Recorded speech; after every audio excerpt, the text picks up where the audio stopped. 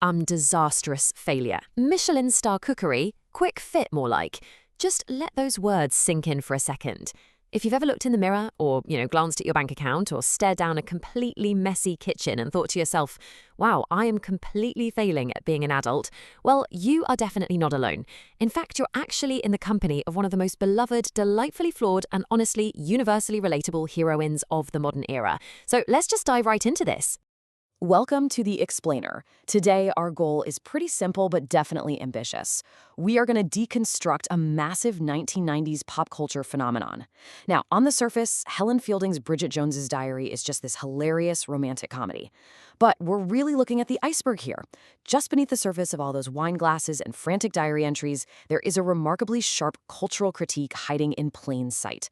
One all about anxiety, rampant consumerism, and the absolutely exhausting expectations placed on the modern woman. Here's the roadmap for our analysis today. First up, the birth of chick lit. Then, Pride, Prejudice, and Singletons. Third, the anxiety of expectations. Number 4 is commodified romance and feminism. And finally, we'll wrap up with a quiet, imperfect rebellion. All right, let's kick things off with Section 1, the birth of chick lit. Before Bridget came along, traditional romance heroines were, they were often pretty flawless, right? Model women who really just needed to find the right man. But Bridget Jones's Diary actually helped popularize a completely new genre. Critics often credit Fielding's novel as the true ur-text, basically the foundational document of chick lit. And this genre completely flipped traditional romance on its head. The protagonists, they're messy. They make terrible decisions, they struggle with self-doubt, and their lives are just packed with troubled personal and professional relationships. It was this massive reality check that readers didn't even know they desperately craved. And man, that craving was undeniable. What started simply as a collection of newspaper columns written by Helen Fielding for The Independent and The Telegraph just exploded into an absolute juggernaut. We are talking over 15 million copies sold globally. It was published in 40 different countries and, of course, followed by those hit movies and sequels we all know. But the true brilliance of Bridget wasn't just in how relatable she was to a modern audience, it was actually in the absolute genius framework Fielding used to build her story in the first place. Which brings us to Section 2, Pride, Prejudice, and Singletons. So Fielding shamelessly borrowed from an absolute literary master here. She openly admitted she was completely infatuated with a BBC adaptation of Jane Austen's Pride and Prejudice, and she basically just stole the plot. And honestly, why not?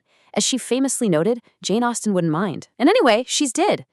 The character parallels are literally one-to-one. Elizabeth Bennet becomes our Bridget Jones. The stuffy but, ultimately good-hearted Fitzwilliam Darcy, he becomes the human rights barrister Mark Darcy. They even share that famously terrible first impression, just swapping out the Meryton dance for a modern-day turkey curry buffet.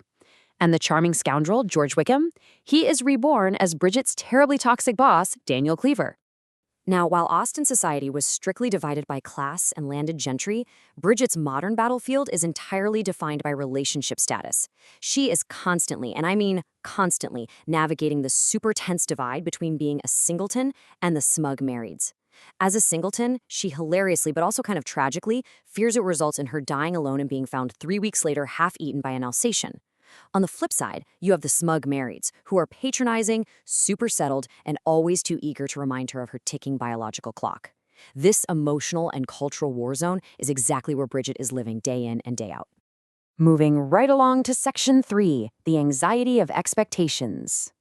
Bridget is constantly subjected to what she brilliantly calls the crop spraying of femininity. Think about it. Waxing legs, plucking eyebrows, exfoliating skin, pumicing feet, massaging cellulite, exercising stomach muscles. The cosmopolitan culture around her completely portrays women as objects meant to be gazed upon. And Bridget, she feels this incredible, heavy pressure to perform this identity. To be seen as worthy of love by society, she feels she has to undergo this endless, physically draining regimen just to boost her own confidence. It's totally exhausting. As Bridget herself writes in the diary, the whole performance is so highly tuned you only need to neglect it for a few days for the whole thing to go to seed. So the crucial point here is this. Bridget's diary isn't just a space for complaining. It's actually exposing the mundane transparency of our most fearful and insecure tendencies. Being a modern woman, at least according to these crazy societal standards, is an unyielding, anxiety-inducing, full-time job. If you stop for even a second, you revert to nature, which in her mind hilariously involves sprouting Dennis Healy eyebrows and flabby bodies. That takes us to Section 4, Commodifying Romance and Feminism. This right here brilliantly illustrates just how deep the rabbit hole really goes. Scholars and feminist researchers actually actively study Bridget Jones. They analyze how her characterization either fits or, severely conflicts with feminist ideals. While a lot of mainstream critics might just pan chick lit as lowbrow entertainment, academia actually sees Bridget as a profound, serious lens into the strictures of post-feminism. And that brings up a really fascinating dilemma. Can a true feminist obsess over her weight and treat romance as a literal product? Because on the surface, Bridget embraces feminist ideas of independence, for sure, but her internal monologue reveals a major rejection of many of its core tenets. She evaluates her worth almost entirely by the male gaze and societal validation. So we have to ask, is this a problematic failure of feminism, or is it just inherently uncomfortably relatable for a lot of people? The somewhat harsh truth the novel exposes is that capitalism has essentially weaponized both women's longing and their independence. Bridget literally sees herself as a product. Remember our hook from the very beginning? Bridget equates high-end brands with personal self-worth. She desperately wants to be Michelin, sleek, expensive, highly desirable. But deep down, she's terrified she is quick fit, shoddy, cheap, and broken. Romance has basically become consumption. To find love, she feels she has to buy expensive things, attend fancy cultural events, and literally purchase a better, upgraded version of herself.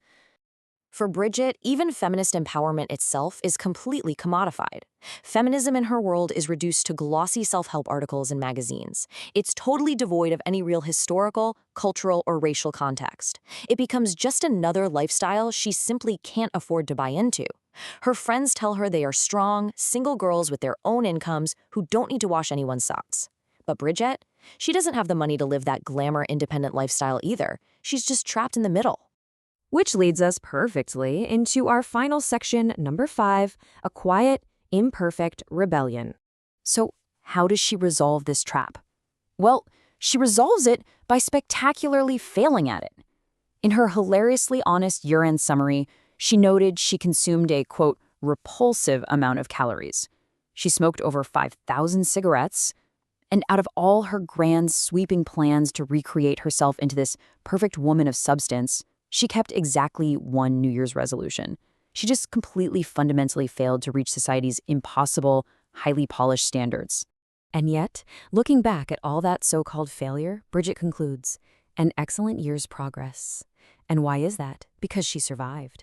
While her mother bought into consumerism so deeply that she actually got tangled up in a wild embezzlement scheme, Bridget navigated the year with real heart. She supported her parents through their crisis. She maintained a beautiful, deep circle of true friends. And she built a genuine relationship with Mark Darcy based on actual human connection, not objectification. After all, he likes her, as he so famously puts it, just as you are. Which brings us to our final thought for this explainer. In a society that literally fuels itself by keeping us endlessly dissatisfied with our bodies, our relationships, and our overall status, is finding genuine happiness amidst our flaws the ultimate act of rebellion? Bridget Jones doesn't exactly instigate sweeping social change, but by discreetly going against the grain, dropping that exhausting performance, and just accepting her imperfect self, she secures her own victory. Take a moment today to think about your own relationship with expectations and ask yourself if maybe, just maybe, you're doing a whole lot better than you think. Thanks so much for joining me on this explainer, and I will catch you on the next one.